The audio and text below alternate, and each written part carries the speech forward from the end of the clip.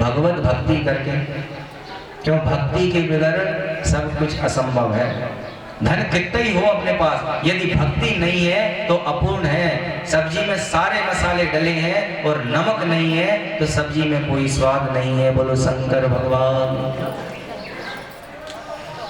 माता पार्वती के पास जब चंचुला पहुंच गई है तो पार्वती माता ने चंचुला को अपनी सेवा में रख लिया, लेकिन वह उदास रहती थी।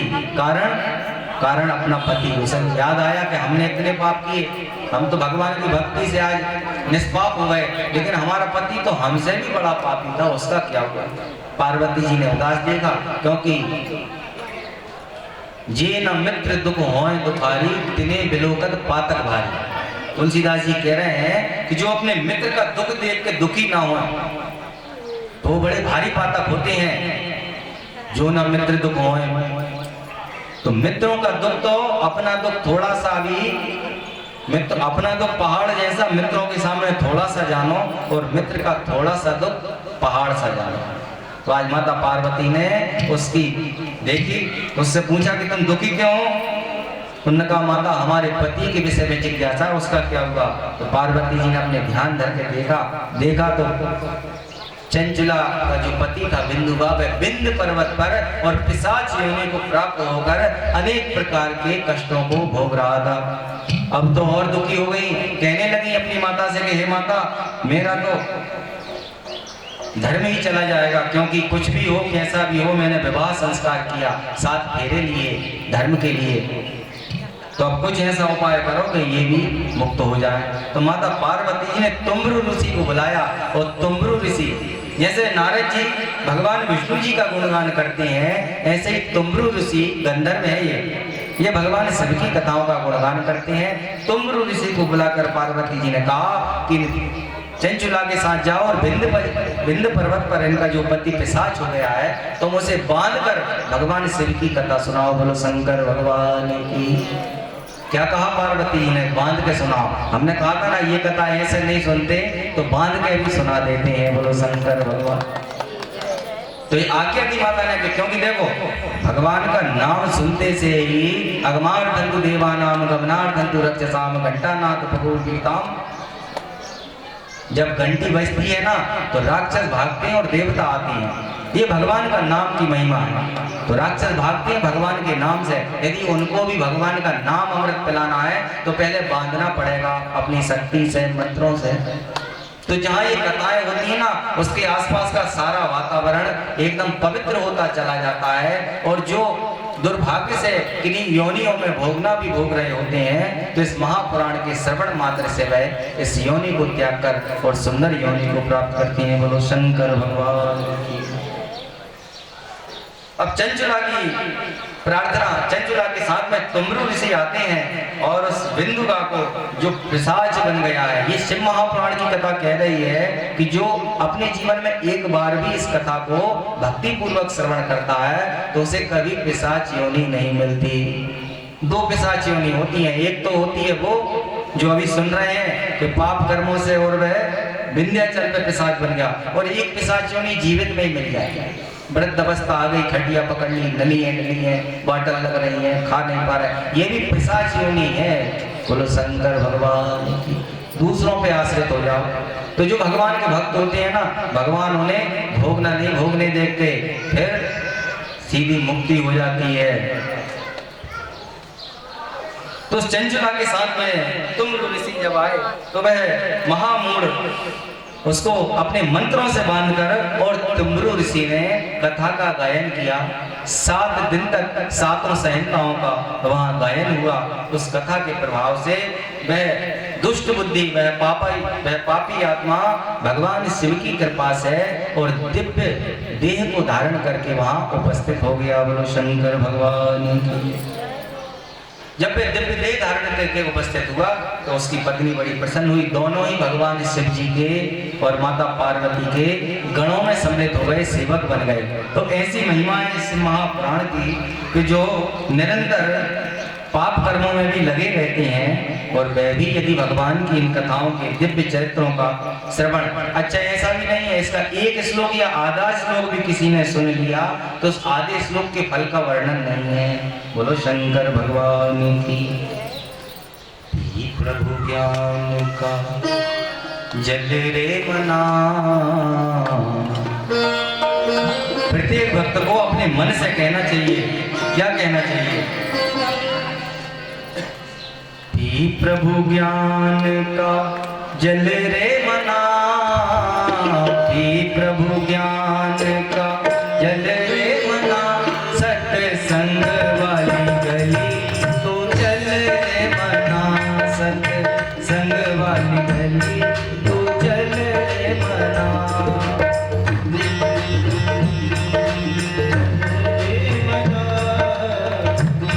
प्रभु ज्ञान का जल रे मना, सत्संग वाली गली तो चल रे मना, सत्संग वाली गली तो चल रे मना, सत्संग वाली गली तो चल रे मना।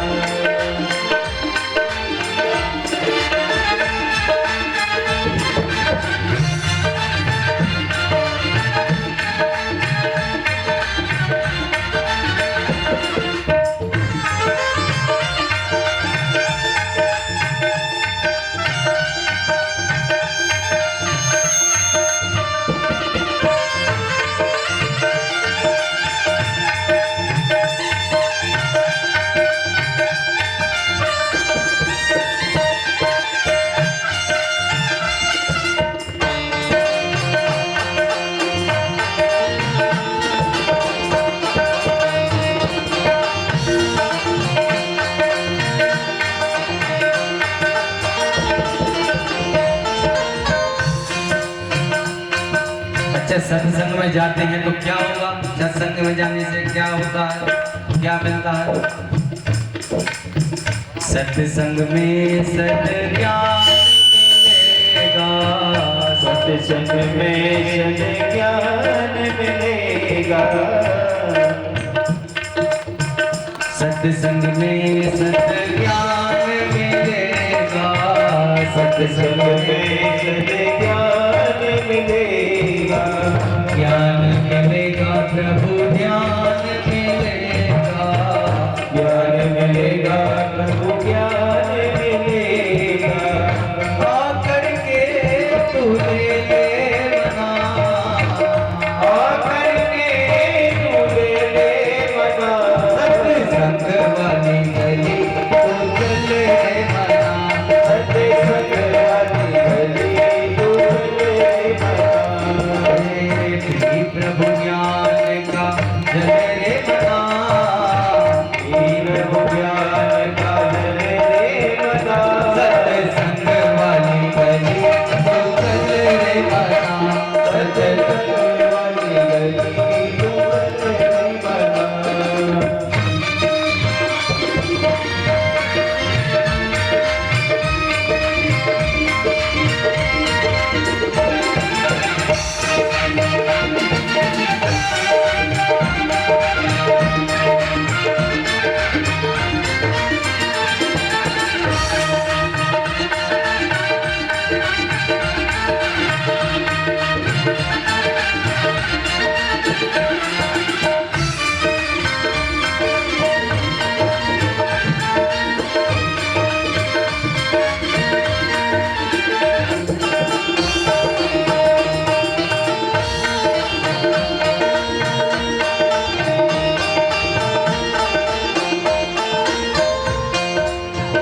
देखिए और क्या क्या मिलता है। सत्संग में ज्ञान मिला, भगवान का ध्यान मिला, चाहे भले ही थोड़ी देर के लिए। और क्या होता है?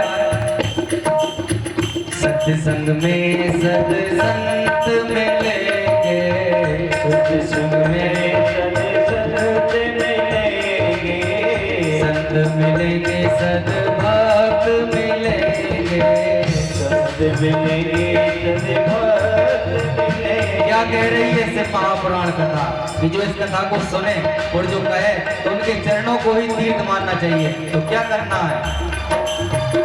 चरणों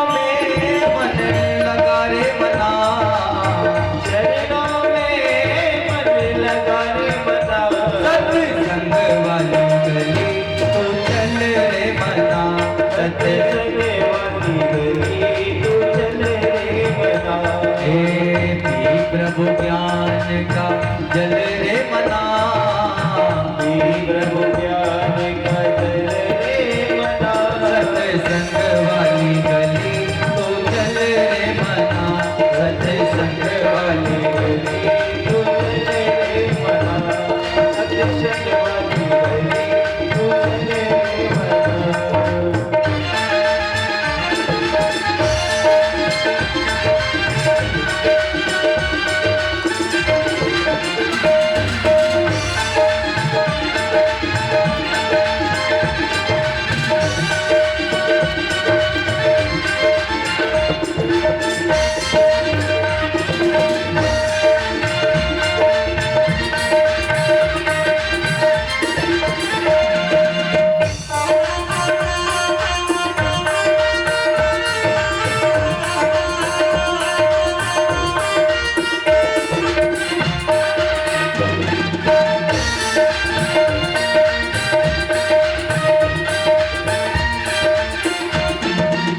अच्छा, अपने मन से नहीं दूसरों के मन से भी कहना है, अपने मन से तो कहना ही है, दूसरों भी कहना है कि सुन ले मना। पी प्रभु ज्ञान का जल रे मना, प्रभु ज्ञान का जल रे मना, सत्संग वाली गली तो चल रे मना, सत्संग वाली गली तू चले रे मना, सत्संग वाली गली तो चल रे मना। सत्संग वाली गली तू चले रे मना।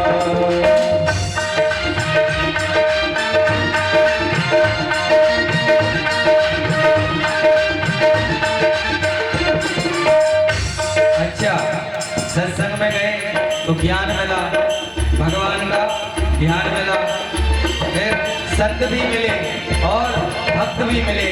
अब कौन मिलेगा? सत्संग में सतगुरु जी मिलेंगे, सत्संग में सद्गुरु भी मिलेंगे, गुरु जी मिलेंगे, सतगुरु जी मिलेंगे, गुरु भी मिलेंगे, सद्गुरु भी मिलेंगे। चरणन में मन लगा रे मना, चरणन में मन लगा रे मना, सत्संग वाली गली तू चल रे मना, सत्संग वाली गली तू चले रे मना। हे श्री प्रभु ज्ञान का जल रे मना, प्रभु ज्ञान का जल रे मना, सत्संग वाली गली तू चल रे मना, सत्संग वाली गली तू चले रे मना।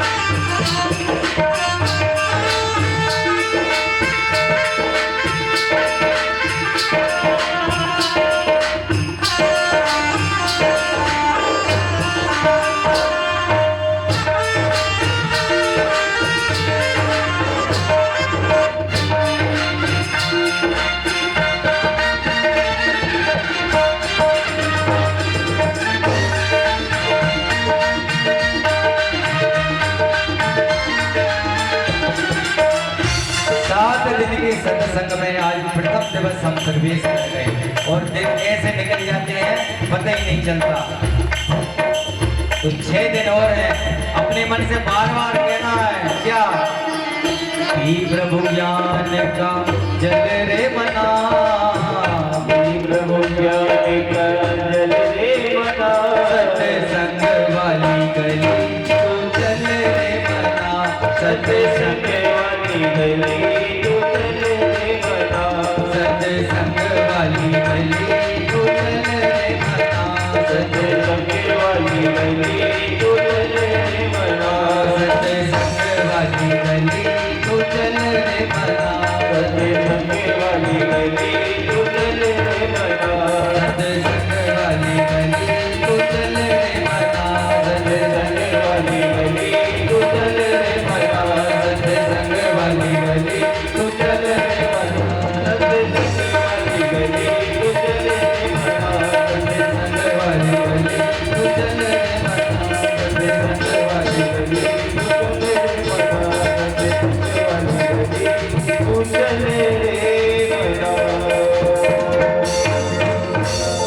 शंकर भगवान की, शिव महापुराण की जय हो।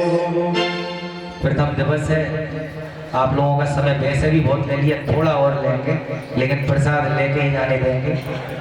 तो वैसे तो शिविक्षा हमने इसीलिए लिखा है, ये कथा शिविक्षा कर, जब तक शिव जी की इच्छा होगी तब तक चलेगी।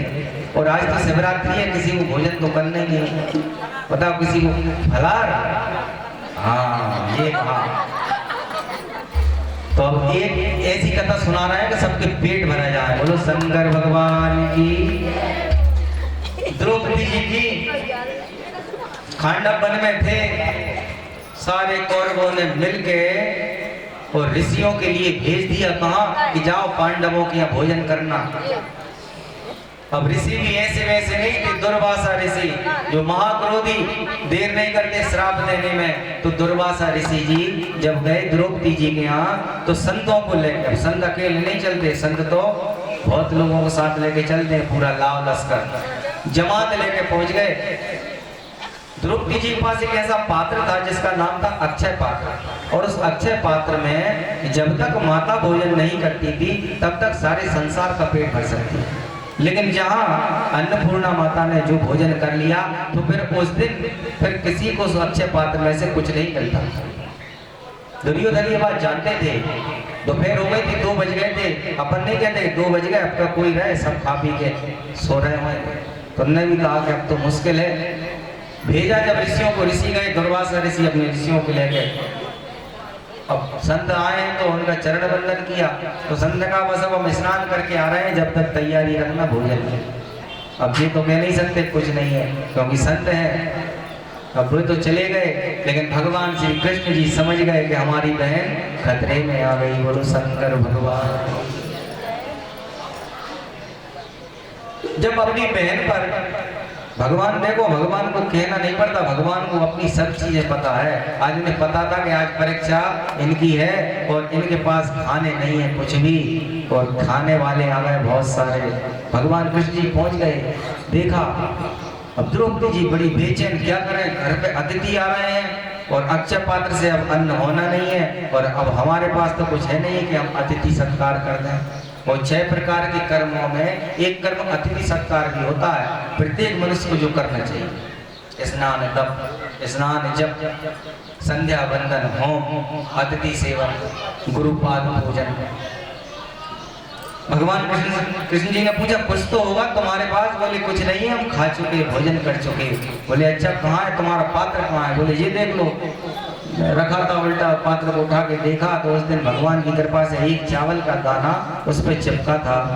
मैंने कहा अरे ये तो है, मेरा तो काम हो गया इसमें। और भगवान कृष्ण जी ने जो एक चावल का दाना अपना ग्रहण किया तो उधर जितने ऋषि थे सब वज्र पूर्ण हो गए। बोलो शंकर भगवान।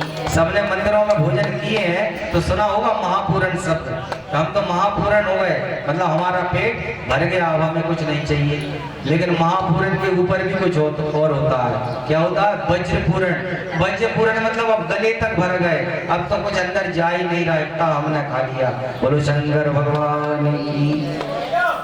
तो भगवान पेट भरने खुद आ जाते हैं। तो यहाँ भगवान शंकर जी आएंगे आपके लिए कुछ देर और। इस कथा को सुनने की विधि। सूत सूत महापाज्ञा व्यास शिष्या नमस्तुते, धन्यस्तं सेव वैहोसी वर्णीयं महात्मम्। श्रीमच्च पुराणस्य श्रवणस्य विधिं वद, येन सर्वं लभेच्छोता संपूर्णं फल उत्तमम्। यदि कोई कल्याण की कामना वाला व्यक्ति है और पूर्ण रूप से इस महापुराण की कथा का श्रवण करने का फल चाहता है तो वह इन विधियों से कथा का श्रवण करे। कैसे कैसे?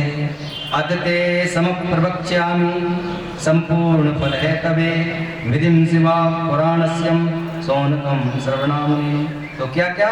वरदा प्रेस्या प्रयत्नेन देशे देशे जसा शुभा, भविष्यतिं कथं सेवी आगंतव्यं सुवर्यतिं। तो अपने कल्याण की इच्छा के लिए देश देश में स्थान स्थान पर सबसे पहले तो ये शुभ संदेश भेजें कि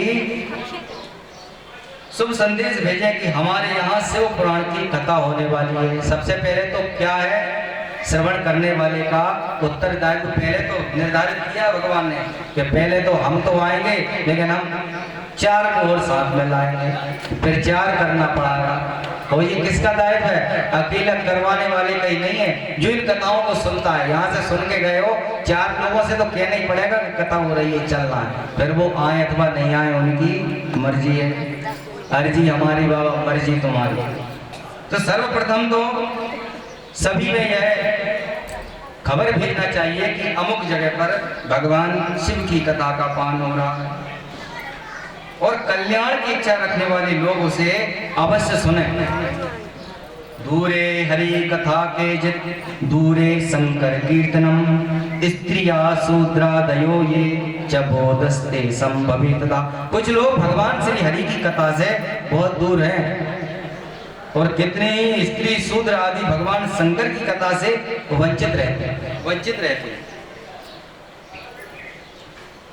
जो भगवान शिव के भक्त हों तथा शिव कथा के कीर्तन और श्रवण के लिए उत्सुक हों, उन सबको आदर पूर्वक बुलाना चाहिए और कहना चाहिए कि यहाँ सत्पुरुषों को आनंद देने वाला समाज तथा अति अद्भुत उत्सव होगा, जिसमें शिव पुराण का पारायण होगा। श्री शिव पुराण की रसमयी कथा का श्रवण करने हेतु आप लोग प्रेम पूर्वक शीघ्र पधारने की कृपा करें। शिवालये च तीर्थे वा वने वापि गृहे तव कार्यम शिव पुराणस्य श्रवण स्थल उत्तमम। शिव पुराण की कथा सुनने के लिए उत्तम स्थान का निर्माण करना चाहिए।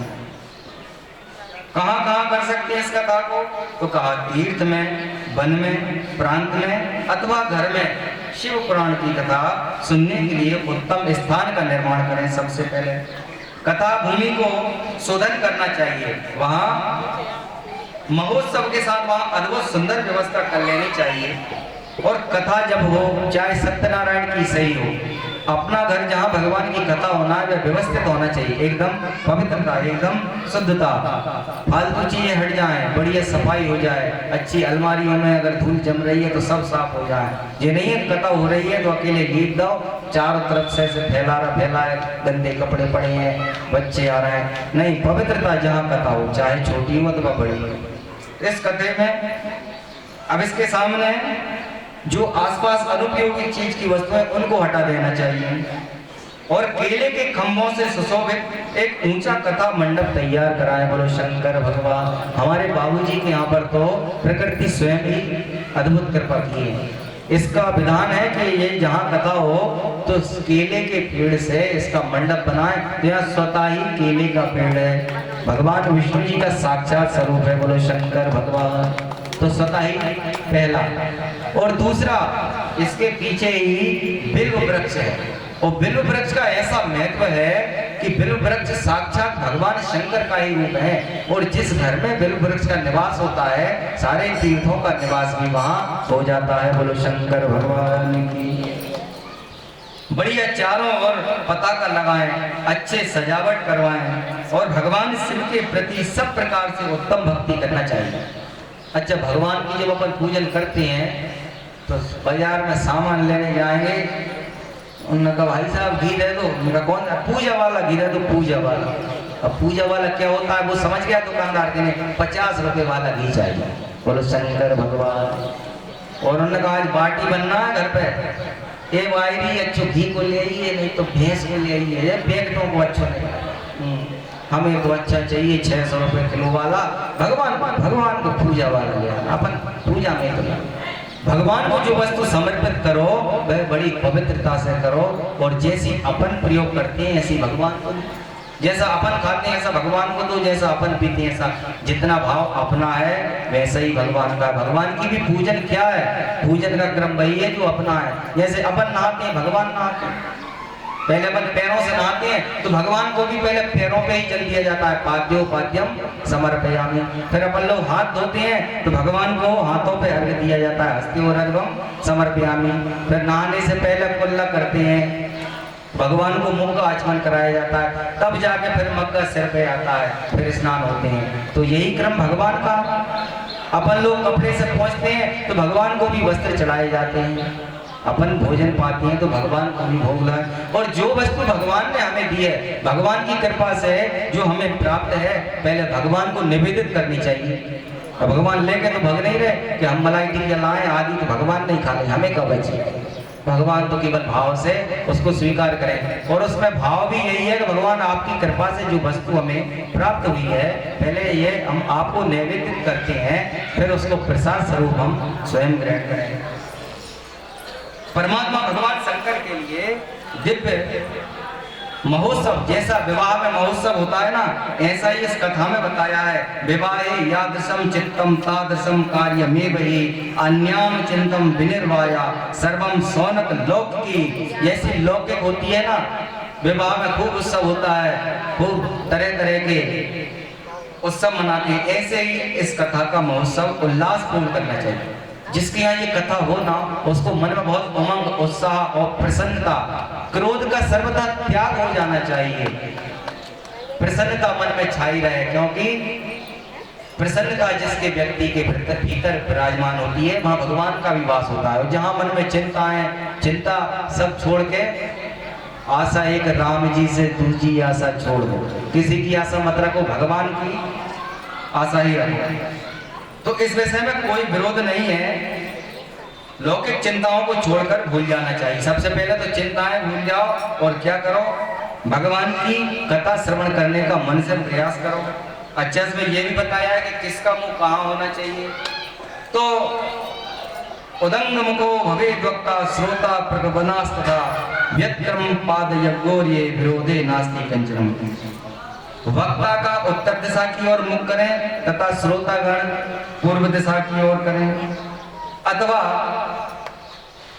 वक्ता और श्रोता के मध्य किसी एक का पूर्व दिशा में होना अनिवार्य है। तो इस समय पर जो कथा श्रवण कर रहे हैं, ये सब पूर्व दिशा में इनका मुख है, और कथा कहने वाले का पश्चिम मुख है, तो किसी एक का पूर्व में होना अनिवार्य है। तो यहाँ भी यही व्यवस्था है। और पूजा के बीच पूर्व दिशा अथवा वक्ता के सम्मुख श्रोताओं का मुख रहे, ऐसा कहा गया है। पौराणिक वक्ता व्यास आसन पर जब तक विराजमान रहे, तब तक प्रसंग समाप्ति के पूर्व किसी को नमस्कार नहीं करना चाहिए। एक बार बड़ा लफड़ा हो गया, ये नमस्कार नहीं। इसमें व्यास का नियम बताया है, जब कोई आप प्रसंग कह रहे हो तो कोई आ जाए तो उसको व्यास गद्दी से प्रणाम मत करो। सूत जी ने ऐसा ही किया था, तो क्रोध में आकर और बलराम जी के कुशा के द्वारा मंत्रित कुशा से सूत जी पर बलराम जी ने कुशा का प्रहार कर दिया था, इसी वजह से उठने नहीं पड़े। लेकिन ये इसका नियम है कि जब कथा हो तो किसी को भी प्रणाम कथा से ना किया जाए। लक्ष्मी देख के नहीं की जाए कि अब जी भैया जो पैसा वाले हैं इन्हें कर लो, सबको एक समान भाव से देखना चाहिए। नीच बुद्धिम न कुर्वीत पुराण के कदाचना यस्त्र वक्रो दता वाणी कामधेनु शरीर। जिसके मुख से निकली हुई वाणी देहधारियों के लिए कामधेनु के समान अवश्य फल देने वाली होती है, उस पुराण वेता वक्ता के प्रति तुच्छ बुद्धि कभी बदलाव। जो कथा कह रहे हैं, चाहे छोटी सी कथा हो, हमारे घर में कथा कहने वाले के लिए मन में श्रद्धा होना चाहिए। मन में जिनेगा, अरे हम तो देखते हैं, फिर क्या जानते हैं, हम क्या सुने। लेकिन जो वक्ता होता है, जो पुराण की कथा कह रहा है, उसमें अच्छी बुद्धि रखो सबसे पहले। जो धूर्त दुराचारी हैं तथा दूसरे से विवाद करने वाले प्रपंची लोग हैं, उन लोगों के सामने यह कथा मत कहो। दुष्टों से भरे तथा डाकुओं से घिरे प्रदेश में और धूर्त व्यक्ति के घर में भी इस पवित्र कथा को नहीं करना चाहिए। कहाँ कहाँ नहीं करना चाहिए? जो दुष्ट हैं, कहीं नहीं, दुष्ट संग न दे विधाता तासे भलत नरक को वासा। दुष्टों का संग तो नरक से भी ज्यादा कष्ट देने वाला होता है। अथवा डाकू जहाँ रहते हैं कि जो दूसरों को लूटते ही लूटते हैं, तो उनके यहाँ भी इस कथा को नहीं कहना चाहिए। इस पवित्र कथा को मध्याह्न काल में 2 घड़ी रोककर और कीर्तन के साथ अवकाश पाकर लोग सोच आदि क्रिया से निवृत्त होकर कथा के प्रारंभ के दिन से 1 दिन पहले व्रत ग्रहण करें। इसका व्रत का भी महत्व है। वैसे तो मुख्य यजमान को तो व्रत रखना ही पड़ता है। कोई वैसे भी श्रोता चाहे कि कथा सुनने के लिए हमें व्रत रखना है तो वह रख सकता है। उसके लिए 1 दिन पहले से ही तैयारी होती है। प्रातः काल से आज से व्रत चालू हो जाएगा। व्रत में पूजन के बाद एक समय पारायण हो जाता है।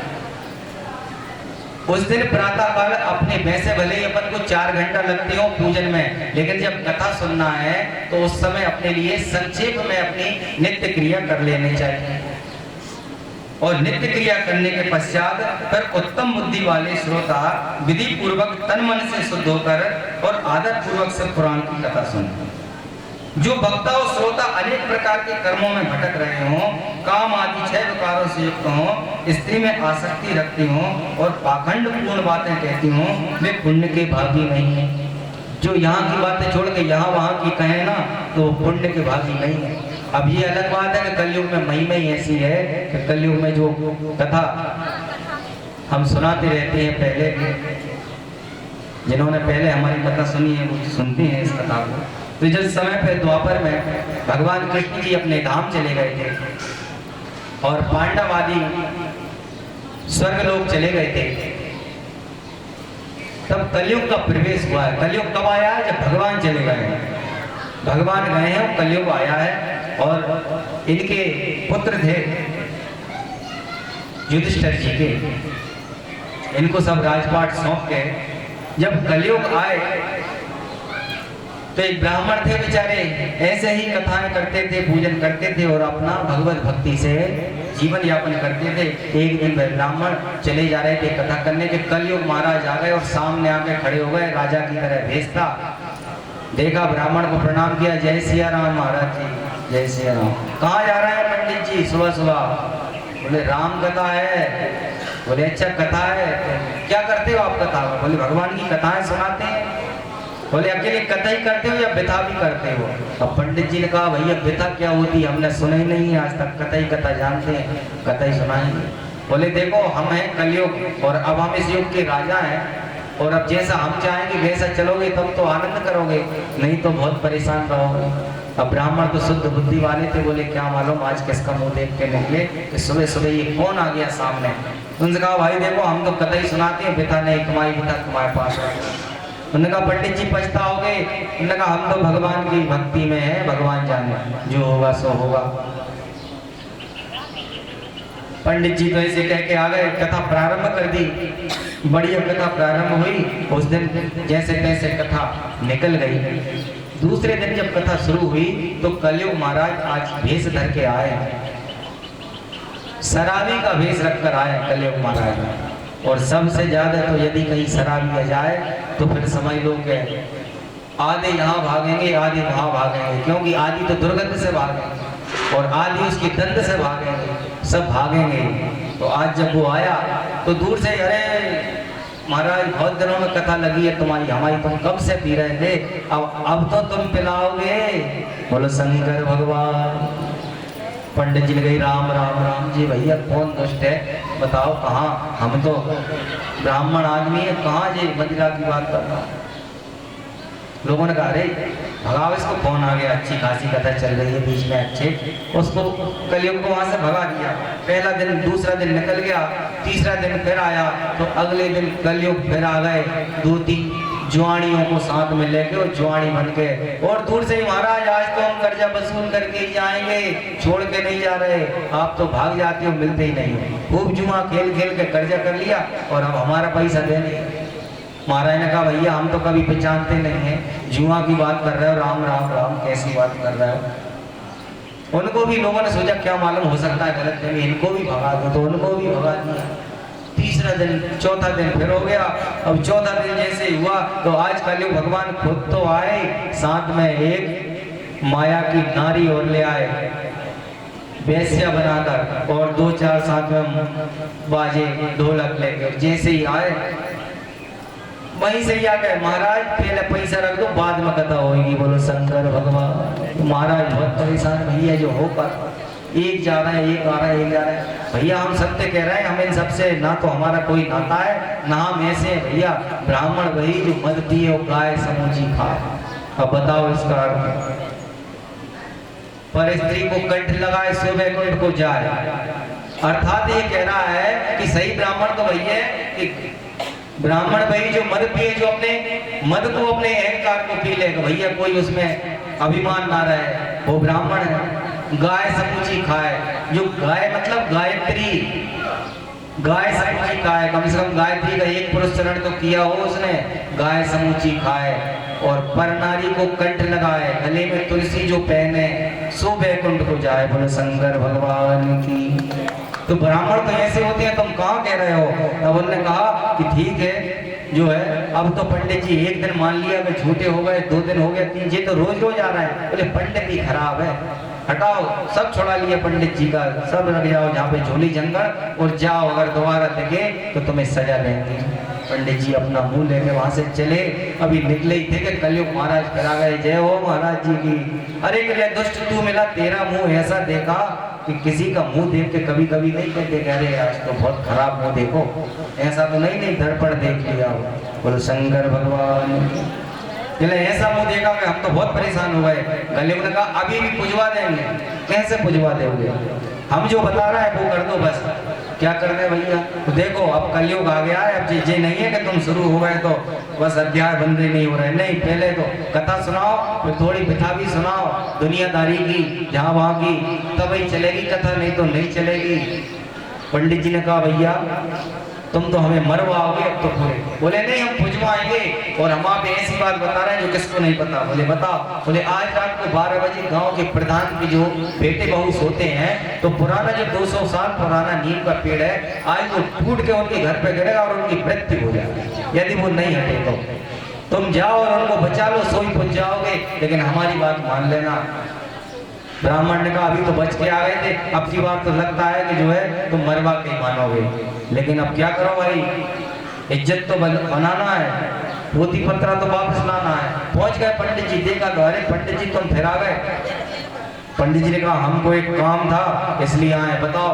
बोले हमारा ज्योतिष गणित कह रहा है कि आज रात में 12 बजे गांव के प्रधान की बेटी बहू की मृत्यु है, यदि वह उसी जगह पे सोए, वहां से नहीं हटे तो। उन्होंने कहा बताओ महाराज इतना खराब सोच रहे हैं कि कथा नहीं करवाई तो हमारे घर का पर उसी पेड़ से बांध दो महाराज को, अगर नहीं गिरा तो इनको उचित दंड दिया जाएगा। बोलो शंकर भगवान। जैसे ही ब्राह्मण बेचारे वैसे ही कष्ट में थे, उस पेड़ से और बांध दिया। अब तो भगवान को भज रहे, भगवान उस डाल को गिरा देना, भगवान गिरा देना, नहीं गिराया तो क्या मालूम क्या होगा। बोलो शंकर भगवान। जैसे ही 12 बजे कि रात्रि में कलयुग महाराज उस पेड़ पर बैठे और डाल पर जो थोड़ा सा उनने अपने अंगूठे का वजन डाला कि टूट कर वह डाल उसी जगह पर गिरी जहां वे दोनों सोते थे। उस रात उनको अलग हटा लिया था। जैसे ही रात को 12 बजे आवाज करके पेड़ गिरा तो सारे ग्रामवासी बाहर आ गए, और गांव का प्रधान तो दौड़ते हुए आया, महाराज के चरणों में गिरा, महाराज आपने बचा लिया, धन्य महाराज, खोलो खोलो महाराज को खोलो, लगी तो नहीं। बोलो शंकर भगवान की। जैसे ही जब ये सब हो गया तो दोबारा पंडित जी ने कथा की। अब तो पंडित जी एक कथा का है और 10 व्यथा का है, एक कथा का 10 व्यथा का है, सबने खूब कथा सुनी और कलयुग महाराज प्रसन्न हो गए। तो ऐसी कलयुग की महिमा है, लेकिन अपन व्यथा वाले नहीं है, अपन कथा ही कथा वाले हैं, अपन कथा ही कथा सुनाएंगे क्योंकि समय कम है, कथा बहुत है। बोलो शंकर भगवान की, शिव महापुराण की जय। आज तो हम यही अभी विश्राम लेंगे इस कथा को पूरा करके। कल से आप लोगों को ठीक 2 बजे आ जाना है और 2 बजे से भगवान शिव की इच्छा तक इस कथा का श्रवण करेंगे। 2 बजे सभी लोग आना है। अभी प्रसाद भी लेके जाना, अभी ज्यादा देर नहीं ले रहे। पंडित जी वहां भोग लग जाए तो फिर यहाँ जनता के लिए प्रसाद की व्यवस्था है। बोलिए शंकर भगवान की। तो जो लोग इस कथा में बीच में उठकर चले जाते, देखिए सुन लीजिए, ये कथा कह रही है, हम नहीं कह रहे कि असम पूज्य पुराणम ये यथाशक्ति हो